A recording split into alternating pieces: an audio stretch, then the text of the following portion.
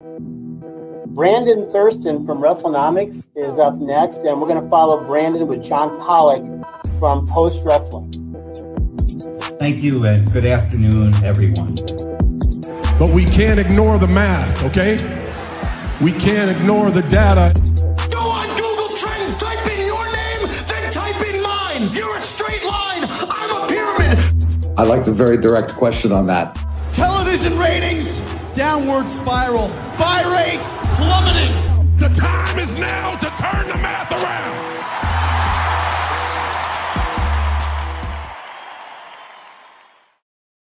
Welcome to another edition of Pollock and Thurston. Brandon never gets tired of that intro. It's a wonderful one, isn't it?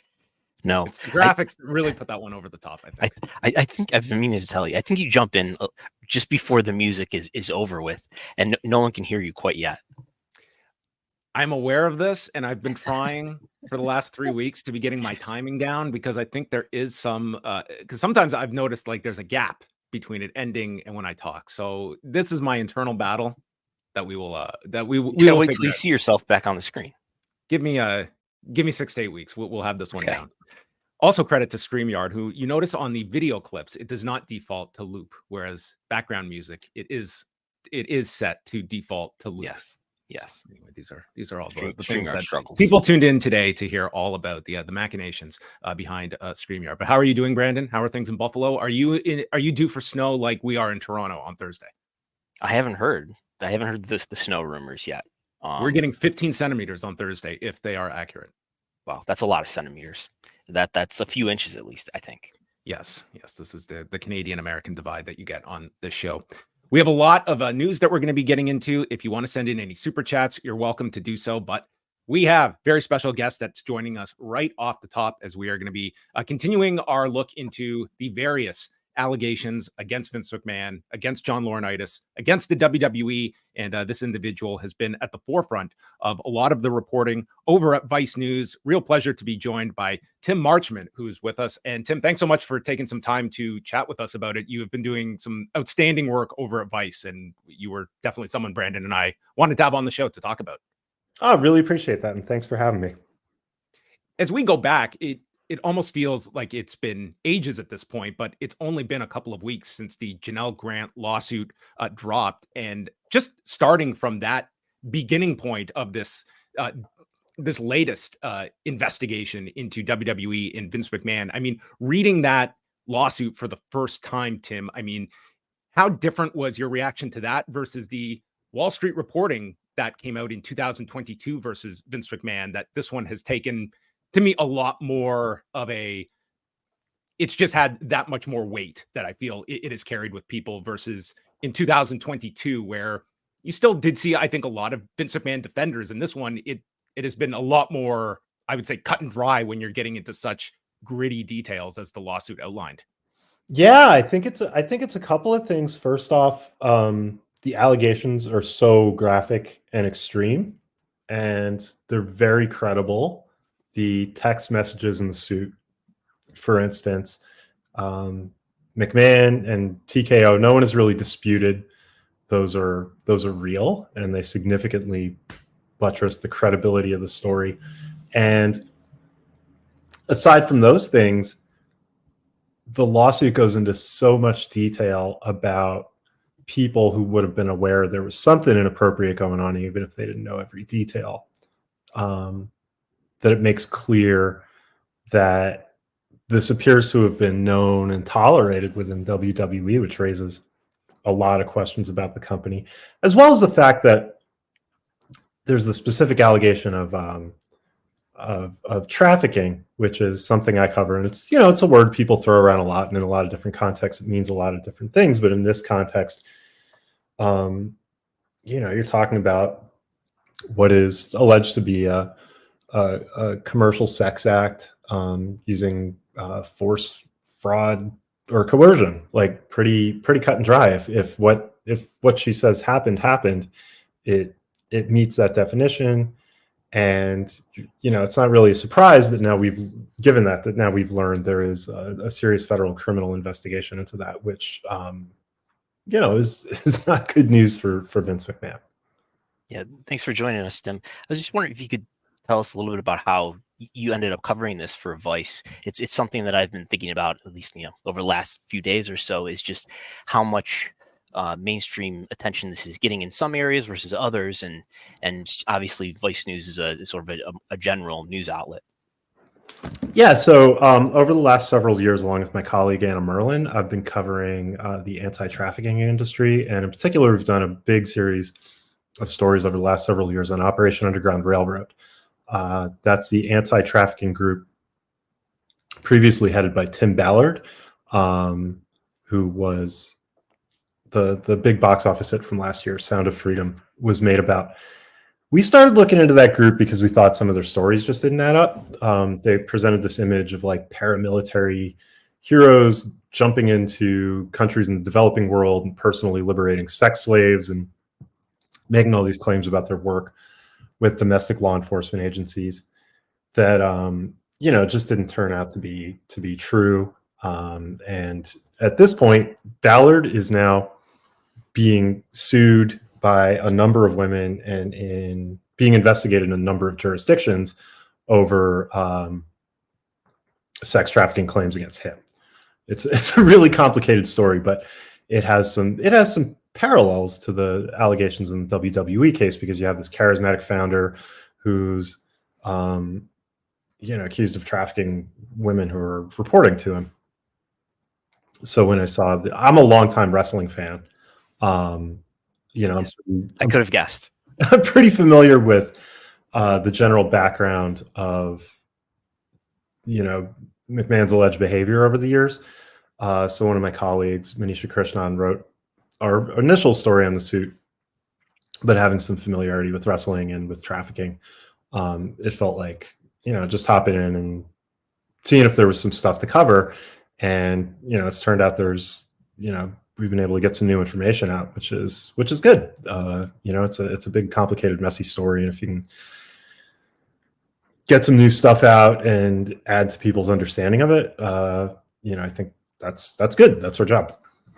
Last week, we had David Bixenspan on the show, and he was mentioning the fact that back in 2017, that the New York Times was attempting to put out an investigative piece into Vince McMahon. But one of the issues that a lot of the women that were speaking with New York Times representatives was the fact that they just didn't quite understand the industry, the ins and outs of it, that someone such as yourself, like, that has to be, this thing that we don't typically look at as a big detail, but hearing something like that, it's a huge thing when it comes to the trust of an industry that really does not have a healthy amount of trust in.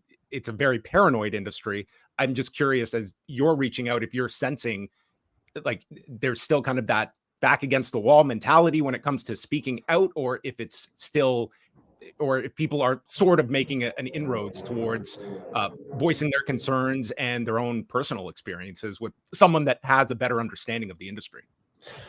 Yeah, so there's a couple of elements to that. One is in talking to some people, I've definitely found that the fact that I have some familiarity with wrestling is helpful. And I don't think I'm an expert because I read the Wrestling Observer or anything like that. But I think there's a baseline of, if they're trying to explain something complicated and you can make clear that, I understand what you're talking about there, that can make someone, more comfortable, or they can be speaking about something that if you didn't have some familiarity with it, you wouldn't understand the significance of. So I think it does help, as in any field, if you if you know the context of where information exists, that can help you. I think from the people I've talked to and people who've chosen not to talk to me in some cases, I think there's still a lot of fear of retaliation, and a lot of concern that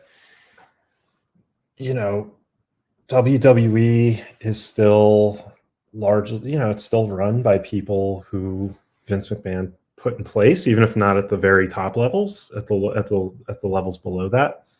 And my sense is also that there's a lot of concern about fans.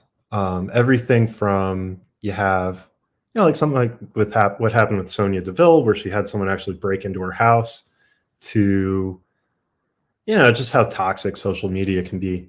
I think if you're someone on the inside who has knowledge of this, that's it's a very, very, very difficult decision to come forward, knowing you're going to have people mad about it and mad at you, and you might be putting yourself at some risk of harm. I think in this, even broadening it away from just WWE, there's you see that in lots of industries. You saw that in the Weinstein reporting, when there were lots of very, very famous, powerful actresses who feared professional retaliation.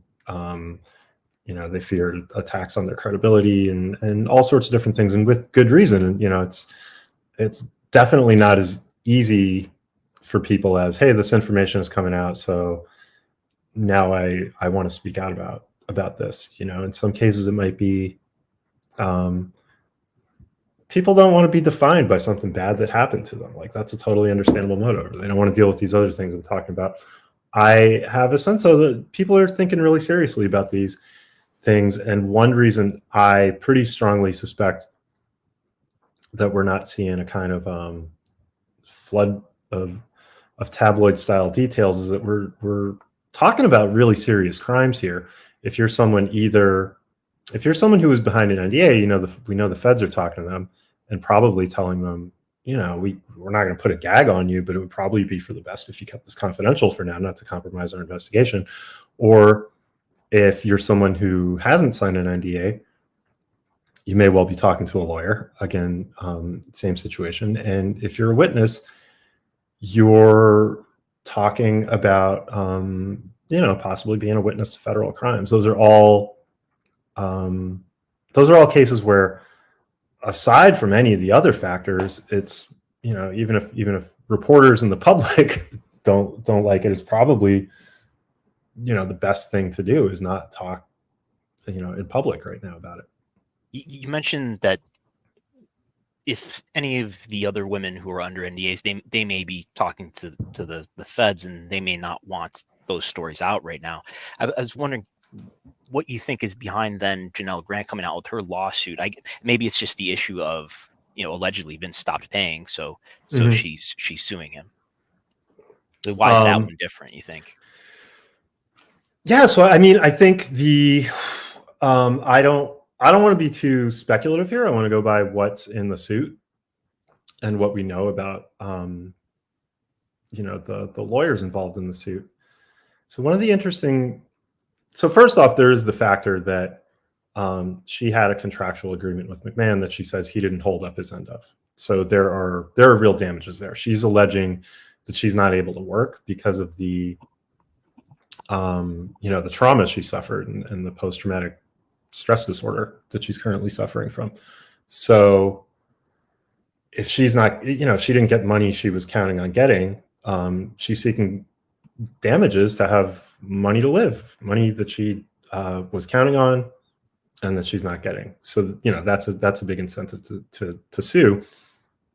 But also, a lot of the lawsuit is concerned with voiding the NDA, not just on the grounds that the contract wasn't fulfilled, but also that the language in the NDA was too broad and not specific enough to legally hold. Now, when you put that together with the fact that Ann Callis, the lead attorney here, has a background in class action, and that she has spoken about hearing from, other people,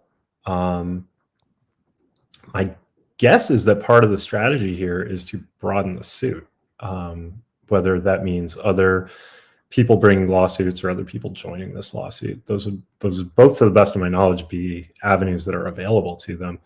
And I would guess that this is going to get bigger, this suit. When it comes to Edward Brennan, who's the attorney for John Laurinaitis, and covering cases like this, Tim, is this sort of out of the norm for a defendant's attorney to be kind of as public as he has, as we're talking about, a lot of figures in this that are keeping a relatively low profile, Edward Brennan seems to be someone that at least is getting his client's message out there in a pretty clear way throughout this reporting that you've been conducting over the last few weeks. I don't know that it's that unusual. I mean, he's advocating for his client, and he's getting asked questions, and he's giving answers. I appreciate it, even as I understand why other lawyers don't even return emails. I don't think there's a right or wrong way to do that. And he hasn't said a lot about what his strategy is here. I know a lot of people are drawing the inference from that he's seeking to flip on Vince McMahon, or he's looking for a plea deal. I don't know that any of that's true. I take it very much at face value. I and some other reporters have asked him questions, and he's answering them. That's good, and I assume he's doing it because he thinks it serves his client's best interests. You mentioned earlier the reaction that maybe some women may fear that they would face if they went public with some of their experiences with WWE. I think one thing that's getting lost in this story to WWE's benefit is that this is more than just a Vince McMahon story, or more than just about allegations against John Laurinaitis and Vince, but that it's part of what's alleged in the Janelle Grant lawsuit is that there were a number of executives who had knowledge of at least a relationship between Grant and Vince, but didn't do something to intervene. So, I mean, this lawsuit has been out for almost 3 weeks now, which means the defendants are almost due to have some sort of response. But what have you thought about how WWE has handled it to this point in terms of publicly commenting or not commenting? I'm sure you've reached out. Yeah, I mean, I've reached out to them for everything I've written that has to do with them, which I think is every story I've written. They have projected a clear belief that this is in the past. These are things that happened before, before TKO took over, and that Vince McMahon and John Laurinaitis are gone. And that, there are things they don't know about because the people currently in charge weren't there.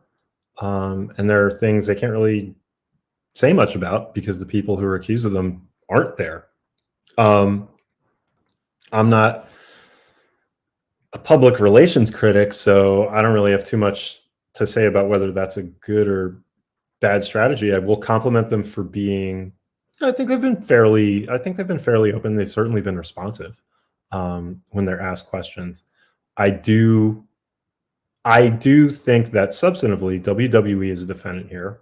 What's brought up in the lawsuit certainly suggests that it's more than simply a matter of two executives kind of run amok and doing things secretly in ways that didn't impinge on a broad stratum of upper leadership that would have at least, at face value, taking everything in the lawsuit, at the very least, several top executives would have known that Vince McMahon had an unqualified person who was his girlfriend, who he brought in and gave a fake job to.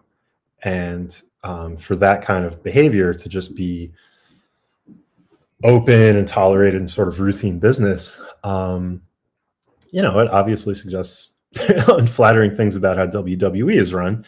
And there are, it would certainly be reasonable, to ask questions about darker things going on, where there are other executives who are having inappropriate relationships with subordinates. Was knowledge of this limited just to the idea that this was Vince's girlfriend, things like that? I'm certainly not accusing anybody of anything. I'm saying those are unanswered questions as of this point, that obviously people want answers to, and hopefully in the process of this litigation we will get answers to. So in my understanding, right, you're saying part of the response that you're getting from WWE is that there's different leadership in charge now versus when these incidents are alleged to have happened, which I believe is running from 2019 through early 2022. I mean, the top two executives in WWE right now are Nick Khan and Paul Levesque, who were there for at least part, if not all of that time. Nick started in, I believe, August 2020, and Paul's been there for 25 years.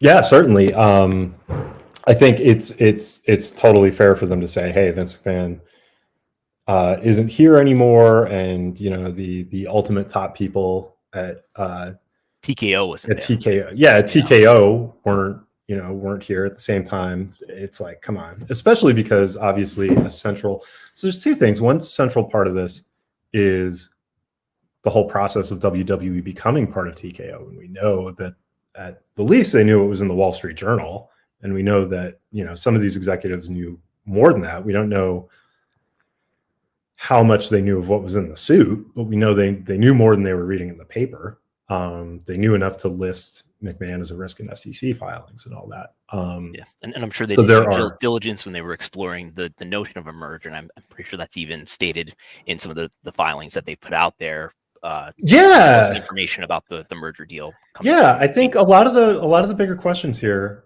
have to do with that, and it's a question I've definitely put to them. Is like,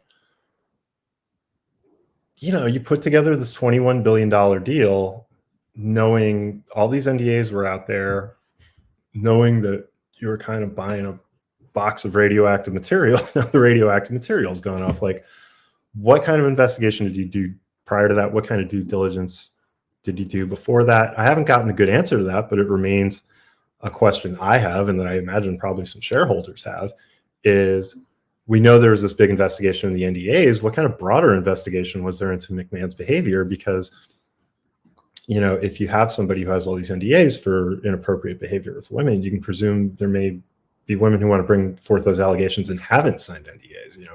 Was there an investigation into his broader pattern of behavior going back all this time? So that's kind of one set of questions. And then there's another set of questions that I class with those, because they both have to do with potential liabilities here and what kind of diligence was done into them, which is that, so we reported on the previously unpublished portion of the Ashley Massaro affidavit. And basically the significance of this is that in preparing a sworn affidavit as part of a concussion lawsuit in 2017, Ashley Massaro, who was a WWE wrestler, had material which was not ultimately part of the affidavit, but it was something she was prepared to submit to the court as a sworn affidavit, under penalty of perjury, saying that there was a casting couch scheme, that she had been retaliated against for refusing McMahon's sexual advances, and specifically that she had seen him making out with female wrestlers in the locker room. So those are allegations, but they are serious ones, and they're ones that she was prepared to swear to. So that opens to me this whole other box that is kind of adjacent to but distinct from the Grant lawsuit, which is this true that Vince McMahon was sexually preying on on wrestlers, on people who work for WWE, and if so, what kind of potential liability does that open? How much has that been investigated internally? Those are questions I don't have good answers to. I've been asking them, and I'm sure a lot of other people have as well, because that there's a lot of potential plaintiffs there. And as you uncovered, an NCIS investigation that was launched right after Massaro's death in 2019 that wrapped up 4 years ago, that we are just now learning of and not knowing what the findings were as well. Like that certainly is of great interest. I would say that sort of what was this 6-month investigation and what was found, and if not for this story resurfacing, would anyone have even heard about this investigation? Yeah, and there are a couple of interesting things about that. So one is, when I found out about that investigation, NCIS said that they could only release more information about it under FOIA. That has they have a 20-day response time on that. I did file, and I'm sure many other journalists have as well, asking for any files and associated documents, like how it came across their desk, that sort of thing. So that has a 20-day turnaround time. So we should be hopefully we'll be getting something on that in a couple of weeks. I asked for expedited processing because it's a subject of intense public interest. If we're lucky, in a couple of weeks, they'll release all the documents they have on that, or they could, in a couple of weeks, just say, hey, we're still looking into it, and it can be years until anything about that comes out. But even from what we know, there is something interesting, which is that in WWE's initial denials that management had been aware of this, which are contradicted by John Laurinaitis, and his contradictions are corroborated by other evidence. They said that if they'd been aware of this, they would have referred it to the base commander. The incident happened in 2006. The only investigation we're aware of started the month after Massaro died. So this is just an inference, but I think it's fair to infer that military investigators became aware of the affidavit, possibly due to publicity, and then they decided to look into it. So it was a 6-month investigation. It's possible that it might confirm her story. It's possible it might refute her story. It's possible they might say too much time had passed and we couldn't really investigate it. We don't know. But we do know that it started 13 years after the alleged incident, that WWE management was aware, and that despite what they said, it doesn't appear they reported the investigation. So, there's probably not any legal consequences attaching to that or anything, but it would be very good to know who those people were who precisely were aware of it and would have been responsible for reporting it, because I don't think it's great to say that if we had been aware of this alleged rape, we would have reported it, and for it to turn out that you were aware of it and that you didn't report it, if that makes sense. And just so people are aware, the NCIS is not a it's not a crime drama, but the naval investigation.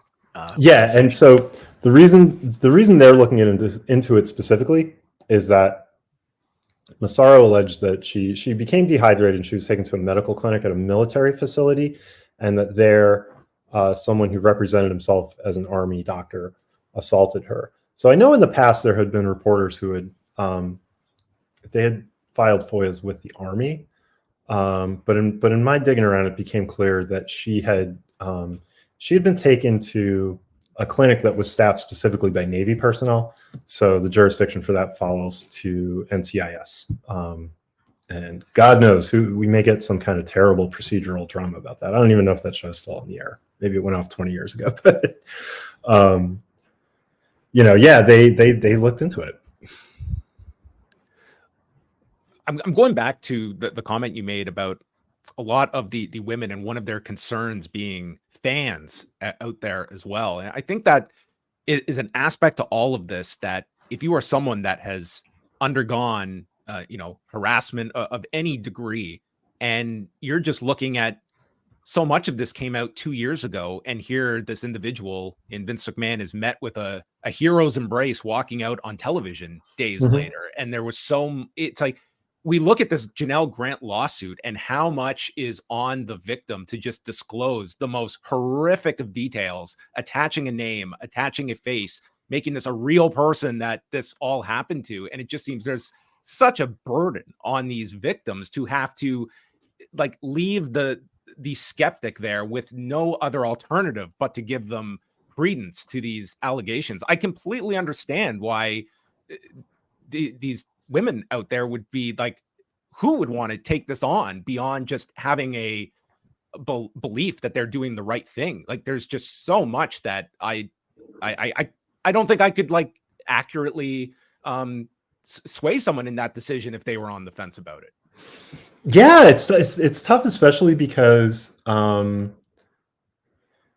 question is kind of what's the ultimate benefit of that. If it's to prove that Vince McMahon is a bad person, the allegations are out there and people are going to believe them or not. You're not really he has been accused of behavior that's so extreme. There's really not too much more I don't think you could do to further blacken his reputation.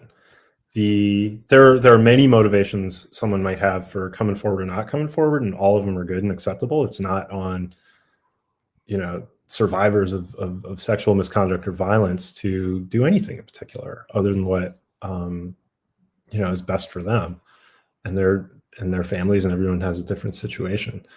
But I do think that there probably is value in some of the stories that people have to tell that wouldn't just be corroborative of the sort of thing we're talking about already, because the part that's opaque to us is really about who knew what, are those people still there, and how did and does WWE work as a system.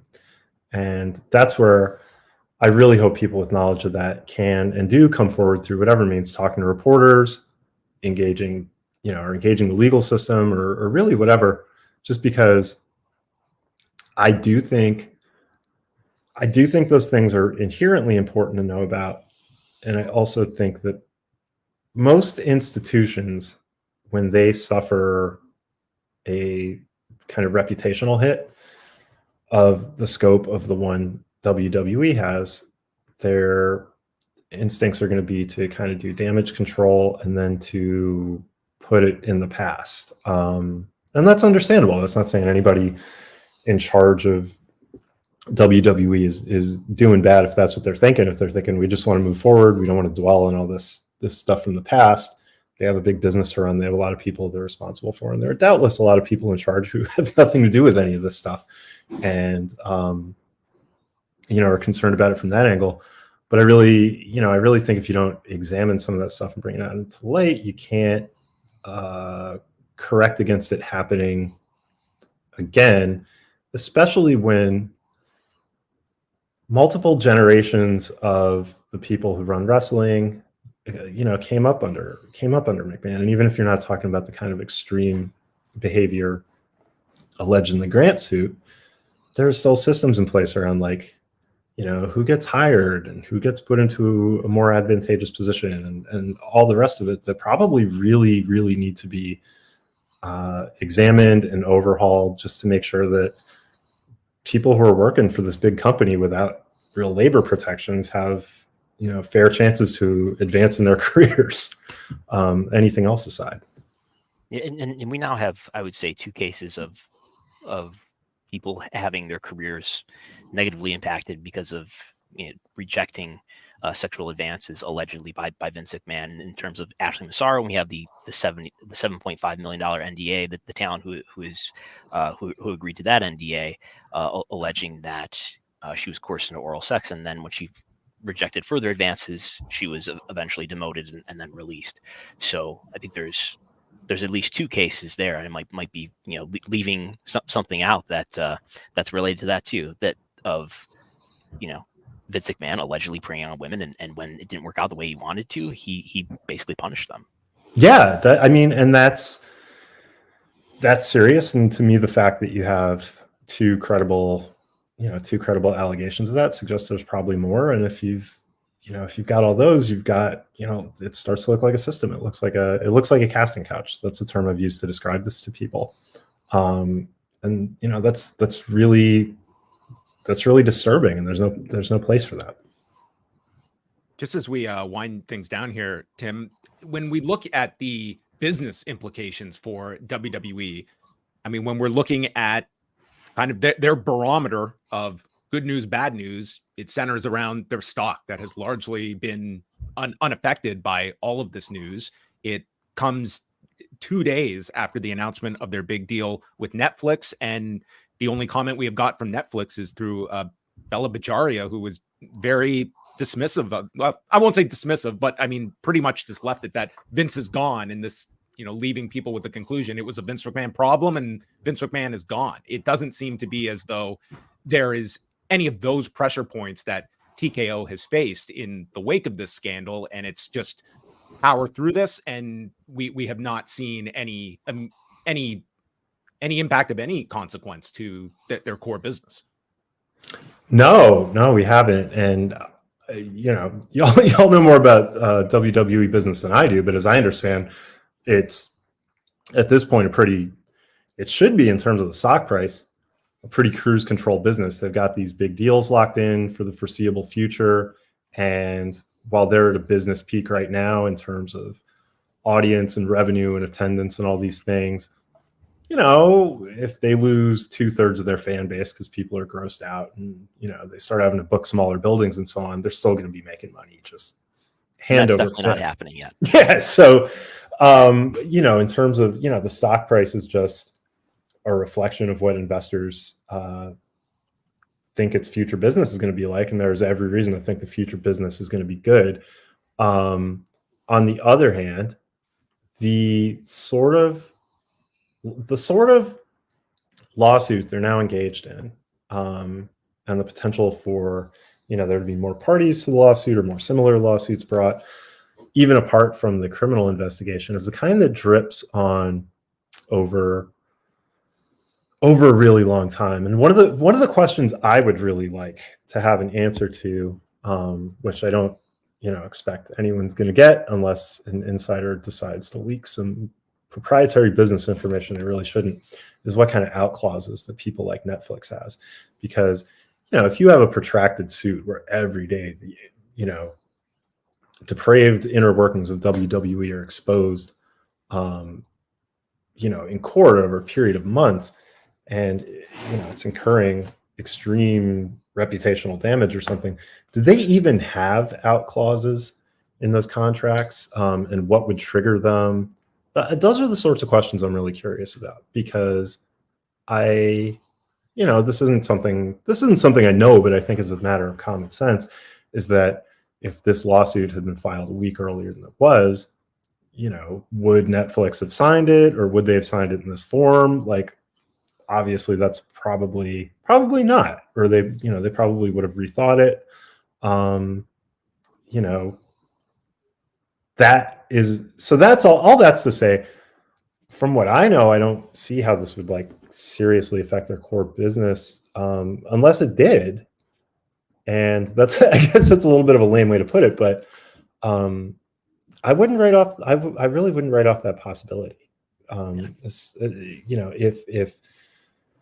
If things become so exposed, if cover-ups become exposed, or if the knowledge of certain executives is of a sort that would really kind of undermine the image of the company even more than it already has been, are there partners of theirs who could look for outs? And also, what are the potential ramifications there for sponsors, which is obviously really big to WWE. And, one of the talking points from Endeavor, as I understand it, the logic of putting this deal together was that they were able to increase sponsorship for the UFC. I actually saw in one of the Hollywood trade pubs, they gave them credit for bringing in Bud Light as a sponsor for UFC, which I scratched my head at, because I'm so old. I remember Brock Lesnar talking about how he hated Bud Light. Yes. He loves Coors Light 10 years ago. And then had to apologize right after. Yeah, but the logic of it is definitely, hey, we're Endeavor, we're big Hollywood types, we can up the prestige of WWE, we can get more blue chip sponsorship in, yada yada yada. If sponsors leave, or if all that just falls apart, how does that affect the kind of underlying logic of TKO? And I think that is a super open question. I think Slim Jim backing out, at least for a day, that did seem to apply some pressure that resulted in Vince McMahon resigning. Yeah, if your idea is that, hey, if we bring this together with the UFC and we have these master deal makers in charge, we're going to get Tesla to be putting its logo on the mats at WrestleMania, and all of a sudden you're struggling to get Slim Jim to stop from fleeing in the face of a sex trafficking investigation, it's not good. So I don't think this looks to me to pose any sort of existential risk to the company or anything, but I think it's way too easy to just say, oh, they're past it, and they're just going to move on. This is not the sort of thing anybody wants their brand associated with. And so even if you don't see people leaving, that's probably going to be one of the interesting stories going forward, as well as what kind of companies that otherwise would have been open to being associated with WWE just don't have any interest now. Yeah, they just made a deal with X to do WWE Speed on that platform. Yeah, X, a great brand safe platform that every reputable company in America is is And it's running interesting. towards in droves right now. I bet Linda Yaccarino has some experience selling advertising with WWE since she was at NBC Universal before.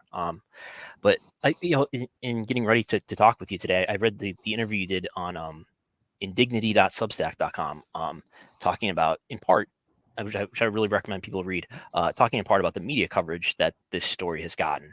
And I would like to focus on that a bit. And just it seems like a lot of this coverage, it's helpful that Vince McMahon is friends with Donald Trump in terms of getting this story media coverage, because it gets to be, and I think maybe it almost undermines it gets to be sort of an addendum to all these broader, more consumable culture stories around, whether it's Donald Trump or Weinstein or Bill Cosby or Jeffrey Epstein.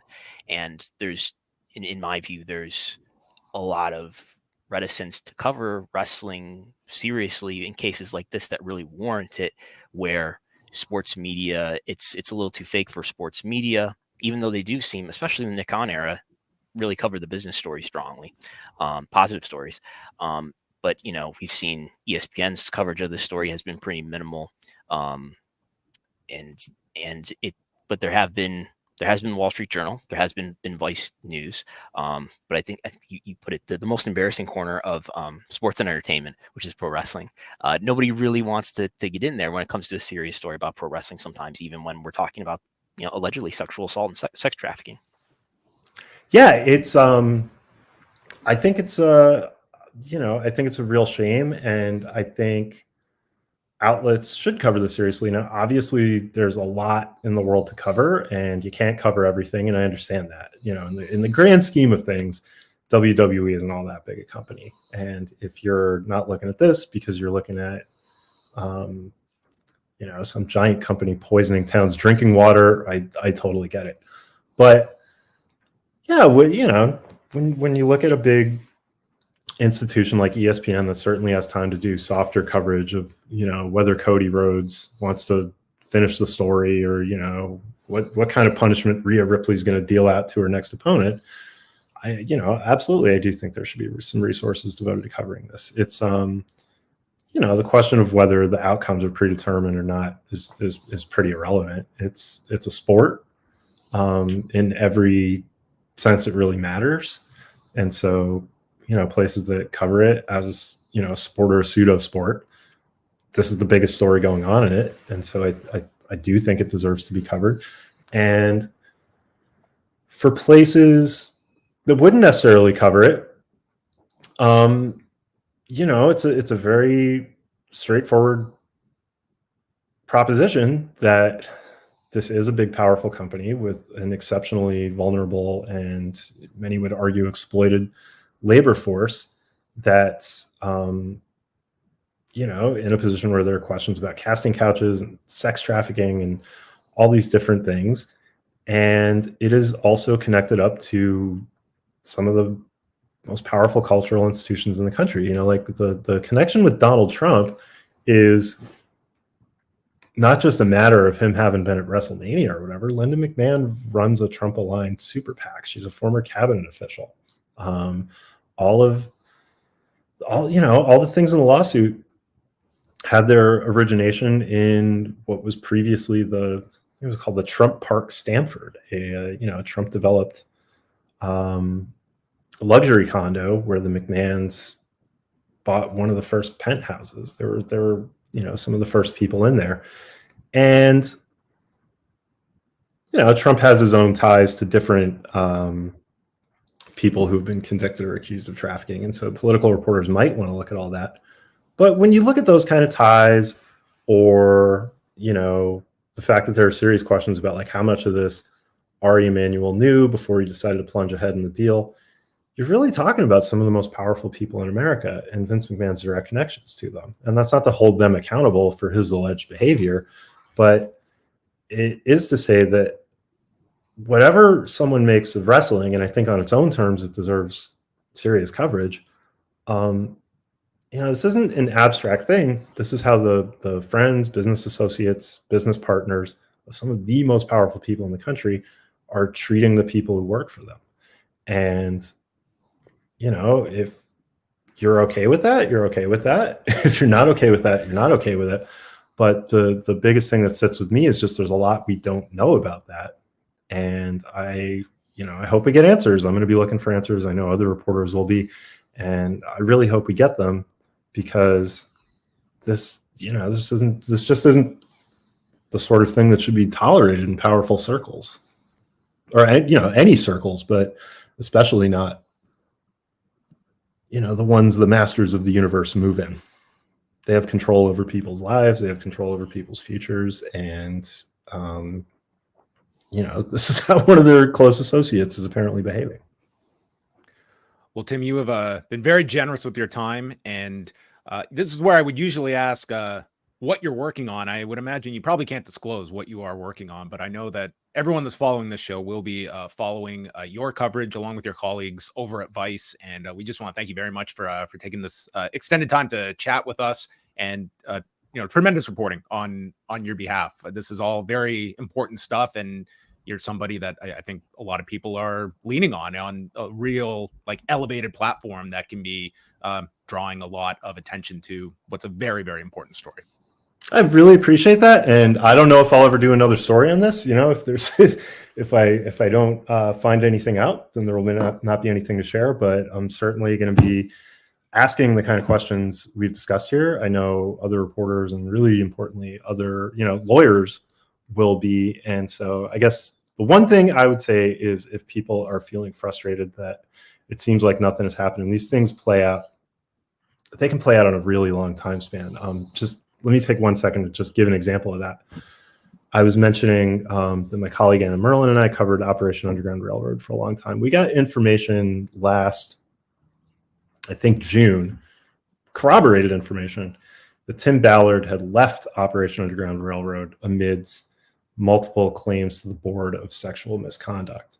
And we weren't able to report that until September, just because it took a long time to, nail it down and kind of nail down what had happened and what we were actually talking about.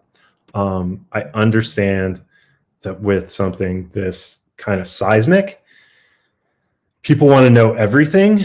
I really do think the information people want to know is going to come out, and I really do believe that there will be accountability for people who, were aware of it or complicit in it or whatever you want to say. But it just takes a while. You're talking about serious criminal accusations and a legal process that rightly gives the accused, in both civil and criminal cases, a lot of ways to defend themselves. It's a slow process. It should be a slow process. This isn't something where anybody's just going to take a broom and start pointing at people in WWE headquarters and say, you must have known about this. Hit the bricks. It doesn't work like that, and it shouldn't work like that. If we want serious justice here, we're just going to have to be patient. I don't think there's any danger of it being forgotten about, or the process not going forward. Even as earlier I was talking about my fears that maybe people will be able to just put it in the past. There's too much of it. Do you want to give out any information in case there's anybody out there that maybe does want to reach out to you confidentially? Is there a direction you would like to give out? Yeah, absolutely. Give me 1 second just to pull up my own signal number, because I don't have it offhand. But you can always email me at tim.marchman@vice.com, or signal me at 267-713-9832. And just to be clear, if you want to reach out, I am not going to ask you what are the horrible things you saw or experienced or anything like that. I don't even need to know who you are right off the bat. I think sometimes people they don't know how that process works. I'm happy to start a conversation by just talking about generally what position you're in, how our process works, how we verify information, how we protect sources, what are good ways for you to prevent an employer or another party from finding out you're talking to a reporter, things like that. Can really start from wherever people want to start from. And I can also be direct messaged on Twitter. I have open DMs. It's at Tim Marchman. So Yeah, if you're somebody who's thinking about talking, or you're a wrestling fan who remembers an old interview that you think might be relevant, or you just have questions you want to ask about the FOIA process or whatever, reach out to me by any of those means, and I'm always happy to talk. And we'll include that in the show description as well with that information if anybody wants it. But again, thank you so much, Tim. We appreciate all of your time coming on and chatting with us. It's been great to discuss with you what's obviously a very trying story for a lot of people out there, but super important one, of course. Yeah, appreciate your work as well. Thanks for having me, and maybe I'll have me back sometime and we can talk about like AEW booking or something less depressing. Will Cody finish the story? Cody finish the story? We'll get to the investigative story. All right. Thanks a lot, Tim. All the best. Thank you, Tim. Take care. All right. Tim Marchman joining us from Vice News. And I mean, there has been, in the last week, I would say, Brandon, there has been, some reaction that we have seen from various individuals around Vince McMahon. Bruce Prichard did semi-address this on his podcast. I mean, basically addressing it by stating he can't address it. Yes, he did. For legal reasons. For legal reasons. He said that I'm not at liberty to discuss any legal matters with the company whatsoever, and there can't be a response from a legal standpoint. As you can ask till you're blue in the face, that's going to be your answer. I'm not involved. I'm not being sued. I'm not accused of anything, and it's a legal matter. So that is it. He said that if you work at a large company and your large company is being sued, then there's very little that you can say about it. And if you do, that's a good way for you to lose your job. Yes. So this is why he can't answer. Did Vince, text you or call you to give you suggestions about creative between July 2022 and January 2023? Is he texting you now and calling you now about creative and giving you suggestions about what we should do with creative, even though he's resigned from the company? That's for legal reasons. He can't answer that. No, until he's blue in the face, which is quite the ability for someone to both be able to be blue in the face and red in the face. Yes. Bruce Prichard has been able to do throughout his career. So yes.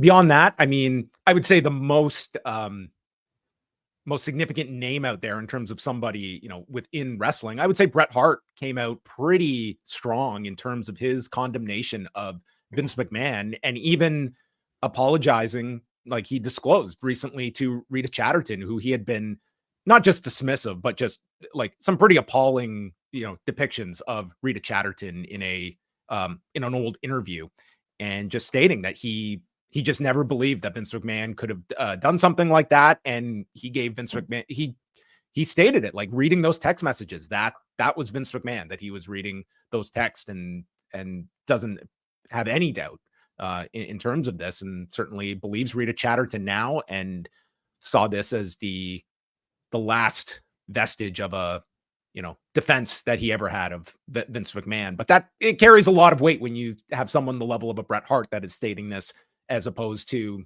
someone that doesn't have that kind of long-term history with Vince McMahon. Yeah, I mean, clearly the details that are disclosed in the Grant complaint have changed the way people feel about this. There were 4 NDAs that we knew of from 4 different women. There were a couple allegations on top of that were known for years, really. And that didn't stop people from thanking Vince McMahon for all of the great entertainment that he provided them. But having these details in the level that we do has changed some people's sentiments. Just to add to the Bruce Prichard notion that he can't talk about it for legal reasons, that hasn't stopped Paul Levesque from at least fielding questions about it. That hasn't stopped Cody Rhodes, a talent, not even an executive, from talking about it and taking questions about it. Seth Rollins has talked about it a couple times now. There are plenty of questions that can be asked. Now, whether or not people want to answer them is another story. They're at liberty to say or not say what they want. But the notion that you can't talk about anything that would be pertinent to this story for legal reasons, I don't buy. No, there's plenty that he could state that is not defamatory, that's not impeding an investigation. But I mean, he is not incentivized to disclose any of that. And I think that's the situation that he's going to be in, that he's not going to put himself out there. In terms of Tony Khan, he was asked a bit about this in an interview with Fansided, and Tony Khan's comment was, quote, "I can't comment on the terrible allegations against WWE right now. for us, first and foremost, trying to create a safe locker room environment for everybody, women and men. We have a really, really good bond. I think we have a great locker room, and everyone knows there's a support system there. There's many channels. There's people you can talk to, end quote. So it's sort of just a general comment on the AEW locker room in contrast. Yeah. And one thing that I think is important to emphasize when we talk about this story too is, yes, this is not just a Vince McMahon story or John Laurinaitis story. It's a WWE story, but it's also, this goes beyond WWE clearly. I mean, there's been stories for years, and we can just think about the speaking out movement and how many stories that disclosed across mainly independent companies. But clearly there are systemic issues and questions that need to be raised towards not just WWE, but all the other companies, including AEW as well. And, we've heard things that that can't be reported because you need victims to be on board with disclosing those things. But, there are a wide range of sexual misconduct problems historically in this business across virtually all wrestling companies. And, Tony Khan took a lot of questions, took 3 questions to be exact, after World's End, after that pay-per-view, about rumors that were surrounding Chris Jericho at that time. And I think we said at that time, we weren't really satisfied with those answers. I would want to know, I mean, for one thing, one thing he said in the course of responding to those questions was that he has the safest, safest workplace, right? After you read the Janelle Grant lawsuit, that sets a pretty low bar. And he was pretty non-specific about what talent would really do. I mean, I would want to ask him, if somebody came to you today and said, look, I'm dealing with, this sexual harassment problem with so-and-so, what advice would you give them? And he has pointed a lot to the discipline committee. And I would want to know, who are the members of the discipline committee? And does it include anyone who's not working full-time for AEW, who you can truly say is independent and doesn't have any professional or personal relationships with anybody who are they? What are their experiences in this kind of field? What is their background of dealing with allegations of sexual assault, of dealing with just the process of going through that? I think that these are the kinds of things that I think this demands extreme scrutiny. The benefit of the doubt should be out the window, I think, across the board, like whether that's fair or unfair to whatever promotion you want to look at. I think you have to be looking at this with greater scrutiny, in terms of, like, just take our word for it only carries so much weight. And I think specifics are needed. And we just are so locked into this industry that has no union, no association, and therefore protections for these performers they're out the window. Your leverage is in direct relation to your value to a company, but as a body of talent, these are not talent that are all unified, that do not have a third-party outlet to go to if they have issues, that can sit down at a bargaining table, that can be cut into various revenue streams. And when we're talking about just the basic core tenets of health and a safe work environment, like, these are all things that I think there can be improvements upon, and at least more of a spotlight onto what are the practices in place. And this is an absolute extreme case in Janelle Grant, but that does not mean or diminishes other people's experiences in some of these workplaces that would not fly anywhere else. And I think, like, this, anyone that is running a company, I think, should be looking at this as, what can we do better? And transparency is something completely lacking in this industry, in these fields. A lot of it in WWE, what we know about WWE is partially because it is or was and is now part of a publicly traded company, and there's a certain amount of transparency that the SEC requires because of that. And that, the financial issue around these NDAs being basically non-recorded company expenses is, I would have to think through it again. Maybe the only reason that we know any of this in the first place. if I could go back to Bruce Prichard again for 1 second, it's not as relevant that he talks about this. He is what the executive producer. I don't know what his title is. He's not among the leading executives in WWE. We have heard questions asked to Paul Levesque, a few of them.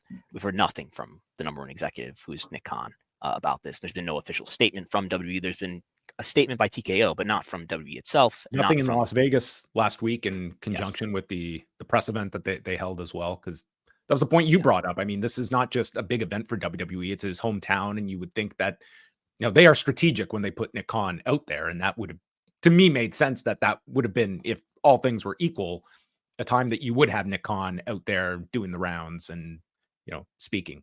Yeah, and so I don't want to make it sound like we're saying Bruce Prichard needs to speak about this, but it would be nice to hear from Nick Khan, who, and before Bruce Prichard and anybody further down the rankings here, the lead executive needs to be asked questions about this. We also have, last week we dedicated most of the show to the Titan Gate scandal from the early 90s. And Lee Cole, who's the older brother of Tom Cole, who was one of the ring boy in question that was, I think, most closely associated with the scandals in the early 90s, took his life several years ago.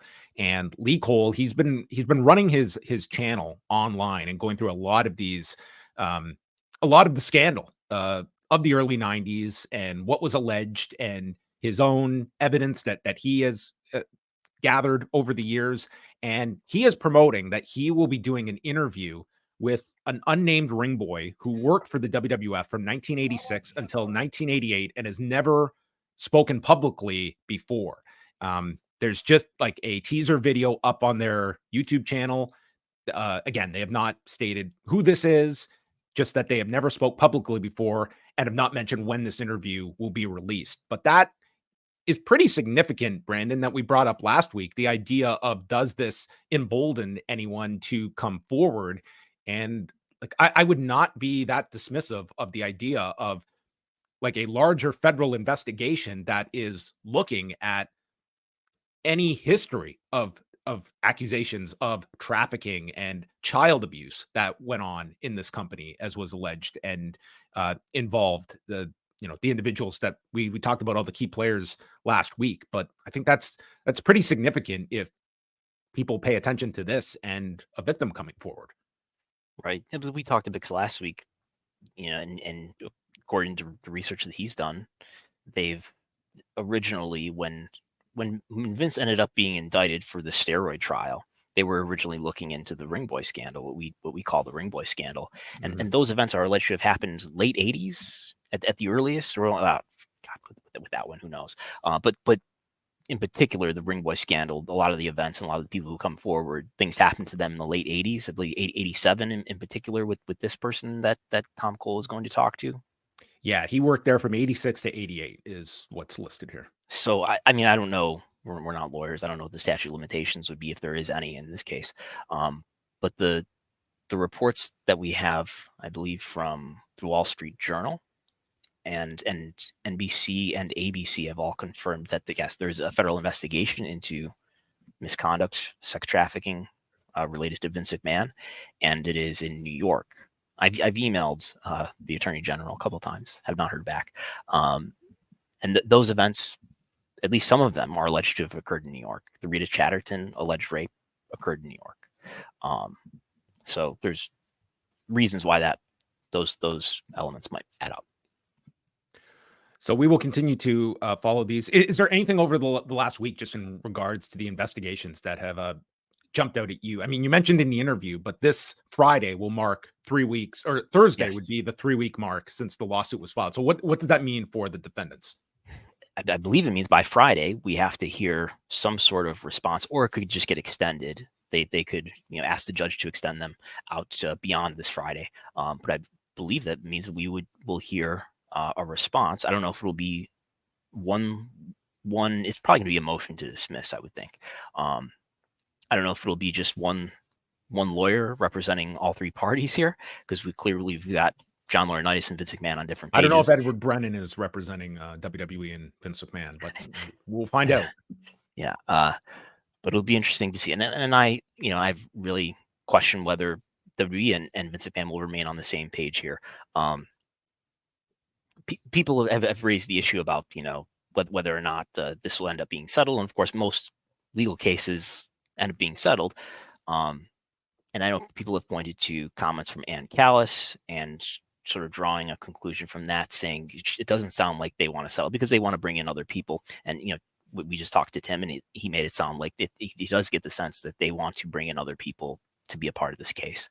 I have no strong sense of whether or not this will be settled or how, open or not open Janelle Grant is to settling this. So yeah, I don't know. I mean, you could definitely see Vince, the characteristics that we know about Vince McMahon and the fact that he has, no full-time job anymore. He might be really opposed to settling, but who knows? But yeah, I would expect them to move to dismiss, and at least Vince's side to try to keep this in arbitration. My layman view is that it's going to be an uphill battle because of various factors, including the Speak Out Act. It seems as if anything if the Speak Out Act is supposed to protect any sort of situation, it seems that it applies in this case because this is an NDA related to sexual assault. The overly broad language, the plaintiffs argue, and what else? There's other factors as well, including, she argues that she was, coerced to sign this NDA, and she did so under duress. And there's something else I'm even leaving out. I think it will be an uphill battle for this to be dismissed and go into arbitration. Let's move on over to TNA because there's some more news that has come out in the wake of Scott D'Amore's firing at the company. Fightful Select had a new report that came out on Tuesday, and the outlet stated that it has learned that the news was a shock to many, including the roster, but the wheels were in motion for D'Amore's termination a month prior. D'Amore adamantly did not want to leave TNA, though Anthem had stated they wished to present it as a mutual departure. D'Amore was insistent that the two sides did not refer to it as his decision to leave or a mutual departure. There were talent who claimed that it was relayed to them that D'Amore stepped down, but that was not the case. Beyond that, Ontario, where Anthem is based, has strict employment laws for employers, and not agreeing that the departure was mutual was in the best interest of D'Amore moving forward. There was correspondence between the two sides to aid in the transition to new president Anthony Ciccione into the role. We're told that D'Amore has spoken highly of Ciccione, but was reiterated that he didn't want to leave the role. A couple of weeks after his termination became evident, D'Amore made efforts to buy TNA, which were outright rejected. And the rest of that report can be read at FightfulSelect.com, but does sort of give you an indication here of when the offer came from D'Amore to seem to be like a last-ditch effort was to make the attempt to buy TNA, which it seems Anthem was not interested at all. Also added to this is a report from Nick Houseman at House of Wrestling that Ed Nordholm, who was at one point the president of Anthem Wrestling Exhibitions, and I don't know how many different changes that title has gone. They go through a lot of titles, but I mean, essentially, it was Ed Nordholm overseeing Scott D'Amore and Don Callis back in 2017, and Ed Nordholm had been an existing executive at Anthem, is still an executive at Anthem, but is now, according to this report, no longer working with TNA, that will be Anthony Ciccione's domain moving forward. But this is a lot of movement on the executive level, and this site is probably getting a lot of updates with Scott D'Amore is still on it. Scott D'Amore is still listed. Scott D'Amore is still on it. Entertainment. Okay, yes. Well, they haven't updated that yet. So, what do you know anything as a resident of Ontario? Do you know anything about what might be being referred to here about labor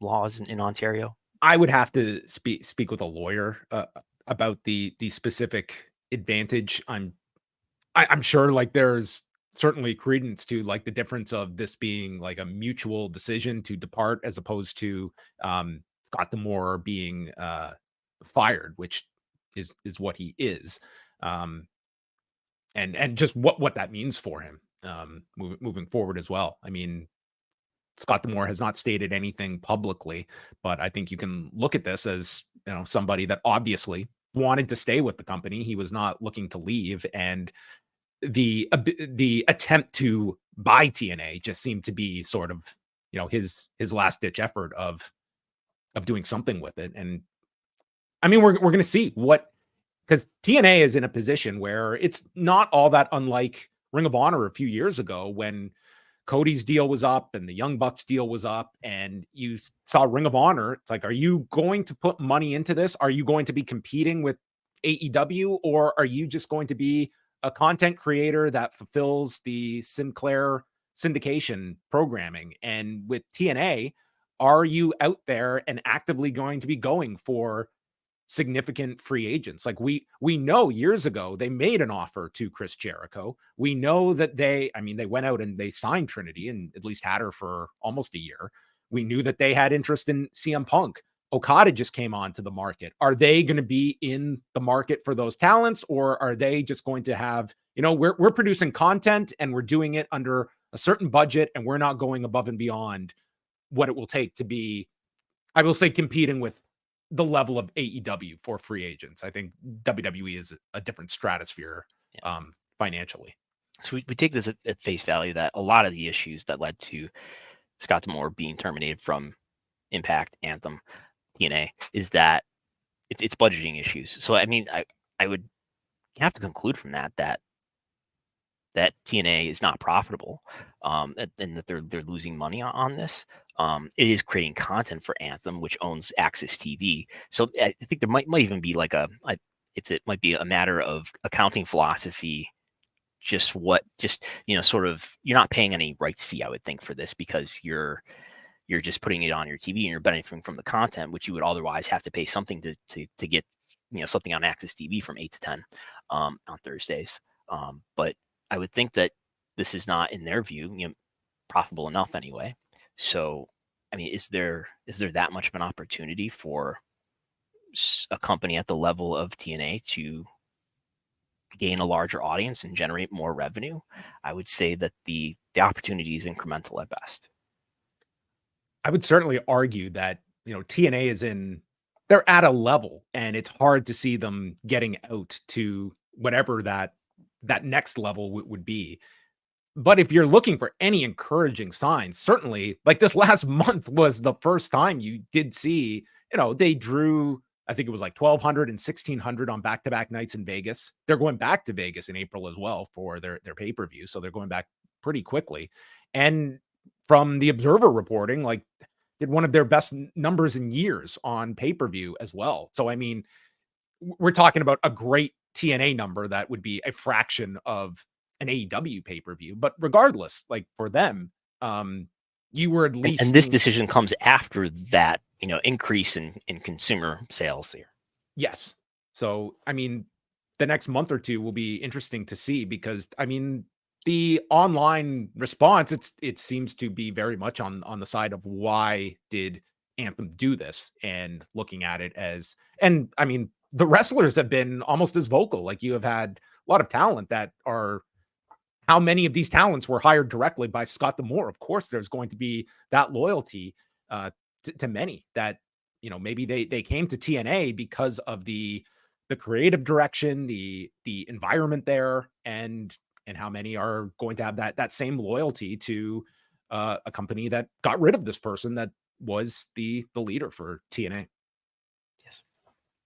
So there you have it on the latest on the TNA front. I always say, like, TNA, the business model, it was a behind the scenes documentary on a week-to-week basis. I mean, that going back to 2002, that's the programming of TNA. Could you imagine just following like the behind the scenes of this? Isn't that Jerry Jarrett's book? I think it would be a good basis for the best of times. Yes, it was.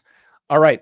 Some other news to talk about before we wrap things up here. Rocky Romero is now a member of the AEW front office.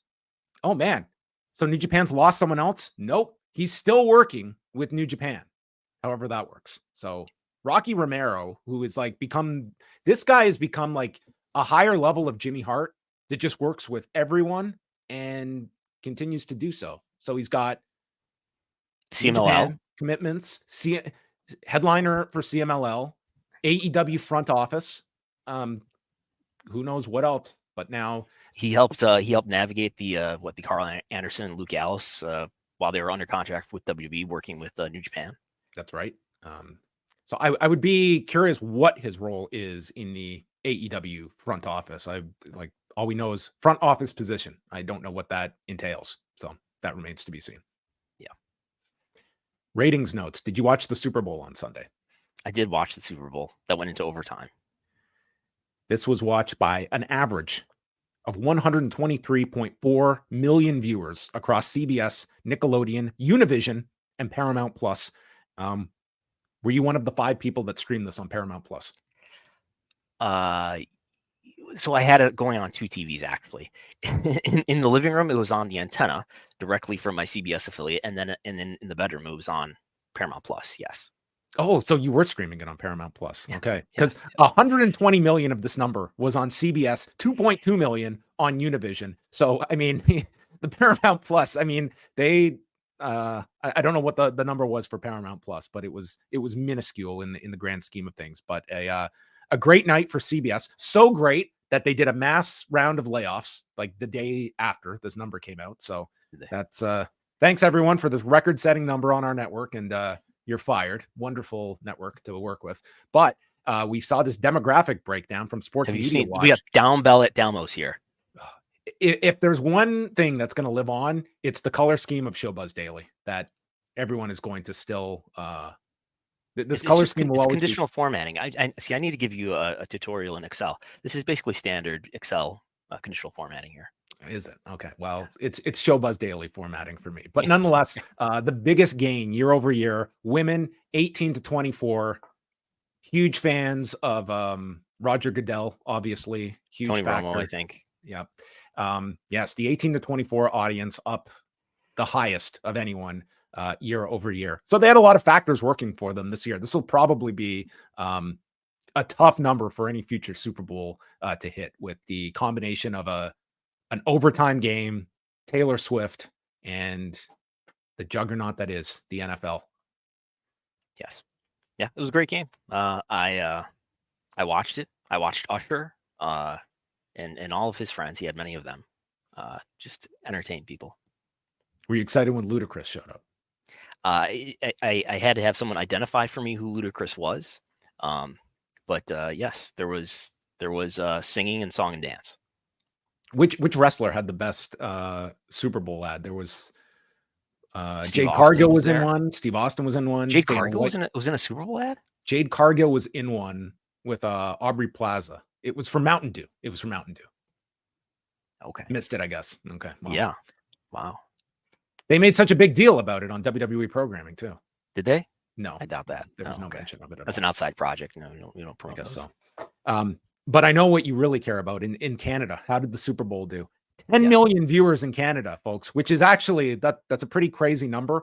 This is on TSN, CTV, and RDS, and they measured 19, Bigger than the Stanley Cup?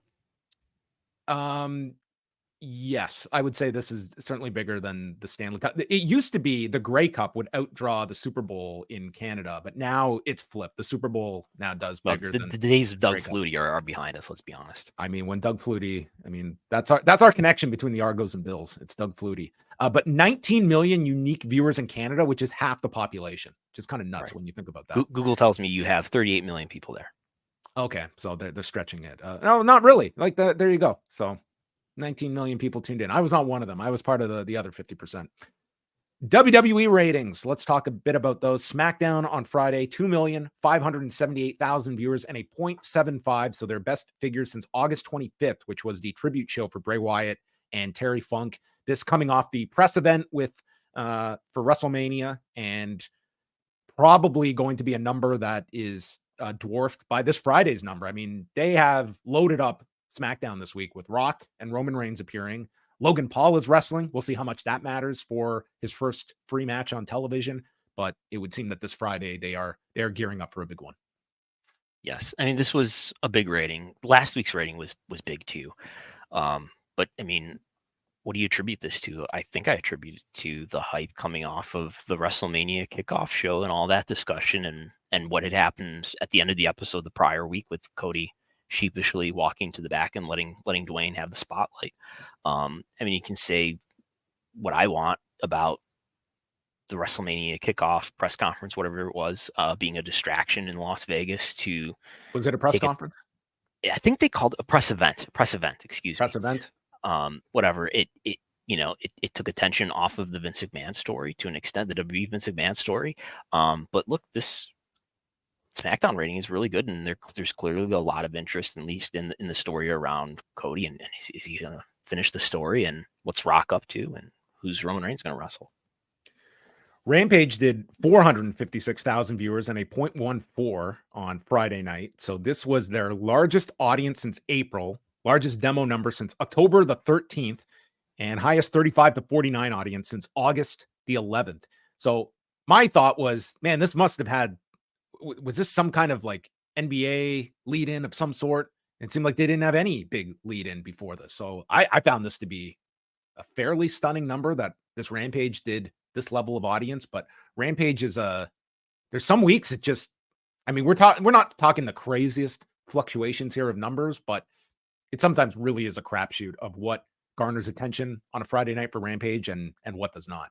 But this was a big show by Rampage standards. They did have Mystico on the show. Am I right about that? Mystico wrestled Matt Sydal on the show. Yeah. There's nothing in the quarter hours. I'm not going to pull them up right now, but there's nothing in the quarter hours that was like, wow, there's this big spike. I mean, it's only a 1 hour show anyway, but Rampage is up in February in one episode here against the February of last year. But it is, we are finally getting to the point where, like, Rampage, which debuted in August 2021, has basically been sequentially down since that point, but is now starting to do a little bit better than it did last year, at least for 1 week. But it was an impressive rating on the Rampage scale. Could Rampage become the number 2 show in the next 6 months? No, because we're getting very close here between these two. There was not a whole lot of distance between Collision and Rampage this week. Yeah, we have not been giving enough attention to the fact that, hey, we're out of college football season. Collision should be doing better, right? Yeah, I mean, even up this week, Collision was at 498,000 and a 0.15. Yeah, but we're looking at that today as a good Collision number. Yeah. I think that does kind of show you where things are. This was their best audience since October, highest demo of the year. Clearly, Esfinge has turned into an American sensation. Yes, opening up Collision. Star Junior Esfinge. They opened up Collision, and then we had Tomohiro Ishii, huge draw in the main event as well.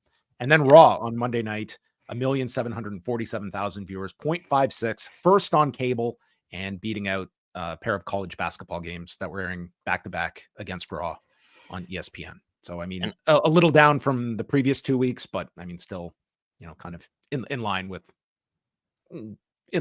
what they're going to be doing. Yeah, and I can tell you in quarter hours that I will be posting for subscribers. We haven't seen quarters yet. Soon after we're done recording here.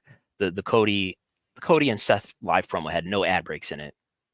It was the only quarter hour that had no ad breaks in it, but it did go over 2 million viewers. So, and what did this show average as a whole, by the way? 1.7 something. 1,747,000. Yeah. So it was a big spike. Had the benefit of no ads in it, but big spike for that segment, and the YouTube views for the Raw show, I mean, reflect that as well in terms of that segment having a lot of interest in it. So there you go. All of your ratings notes overall, a pretty strong week for both WWE and AEW. So we will see what Dynamite draws tonight, as they are in. I don't know where they are tonight. They're in some. Oh, they're in Cedar Park, Texas tonight. HEB Arena or Center or whatever it's called. That's right. Have you been looking at all at the WrestleMania events that week? Do you know what you're going to be doing in Philadelphia when you go down? No, I need to get with John Cena and ask him what I should to give me a path for the weekend. Well, you can go to postwrestling.com/mania for a whole schedule of all the events as curated by one John Cena. All of the events that are going down, from Stardom to Josh Barnett's Bloodsport to a Jeff Hardy concert. All of these and more happening WrestleMania week in Philadelphia and New Jersey. Are you in charge of this? Because your email is listed here. I am listed here. I will disclose John Cena did all the heavy lifting here of culling this together. I mean, when you have that cage match connection, you reach out. If there are I take all the errors. So if there's anything in there, which there is not, you can send me your updates. I've already got some updates from people. So they track us down, but that's all what is happening. It's not like the craziest WrestleMania week schedule. I feel we hit the peak a few years ago where it just seemed like it was 800 shows every single day. And what would you say that was? The peak was 2019, pre-pandemic year? I think in New York, certainly that first Dallas show in 2016, I remember there was just a insane schedule. But then, 2019, I would say was maybe where they built up the highest. And then is there as much of an appetite for the indie shows as there was, say, pre-AEW, before AEW took a lot of the talent up? I think it's a bit less. This year will be very interesting. Like Spring Break has already sold out. And I think Spring Break had kind of felt as though it had passed its real big peak, but there's a lot of demand for it. You can see they're getting very creative with their matchmaking. I wouldn't say we're at like 2018, 2019 levels, like pre AEW as a whole. Like there's going to be your winners and losers Mania week. Like there's some shows that will just die. And there's others like a Spring Break that's sold out. The Collective has several sellouts already. I think Stardom is almost sold out, if not completely sold out. And that's without even a match announcement as well. So it's like most Mania weeks where I think the unique shows are going to do well, where you have the most curiosity, or seeing a product like Stardom that you're not going to have too many opportunities to see live. Right. I am renting a car. I think that is in the travel plan. So it sounds like am I renting a car? No, I think I'm going to rely on public transit. I could rent one though. The only thing I am guaranteed to see so far is the Mark Hitchcock Memorial Super Show that I'm going to on the Thursday night, and the rest is all up in the air. Me and Way are just looking at this like, what are we going to hit? Do you think we'll in on Friday or something? Thursday or Friday? Do you think you will go to NXT and WrestleMania on the Saturday, or are you just going to do WrestleMania? I don't know. I'm definitely going to go to WrestleMania. I have both nights, I guess, but yeah, I don't know if it's a lot of wrestling in one day. I'm not making any decisions at this point. This is you've got to make your this will be the big reveal. Brandon Thurston's WrestleMania week schedule that you can unveil here. We'll do a whole episode dedicated to it. But there you have it, everyone. We are going to wrap things up. Again, thank you to Tim Marchman for joining us. Brandon is going to be back this Sunday, patreon.com/Wrestlenomics for all of the latest news, what is going on in the industry. If you have questions, Brandon's got answers. Sunday, 11 a.m. Eastern time, which I found Brandon's commentary over New Japan, New Beginning in Osaka, a perfect mix at times. If you want to just have Brandon's voice over a 5-on-5 dog pound cage match, perfect Sunday morning viewing and listening. That's quite a choice. And later tonight you can watch Rewind what's it called? Rewind to Dynamite. I watch it every week. I don't know the name of it. That's okay. Tonight, how's that going to be? 10 Eastern. We'll talk about Dynamite from the HEB Center with Daniel Garcia against Adam Copeland. Buffalo versus Ontario, the latest battle. So tune into that. And then on Thursday, up at postwrestlingcafe.com, Way and I will be doing a mailbag show going through all of your questions. We have 2 months worth of questions. So if you want to check in with that, we will be going through all of your questions on Thursday. So that is it for us. Thanks to all of you for tuning in. We're here every Wednesday at 3 p.m. Eastern time, and we'll speak with you next week.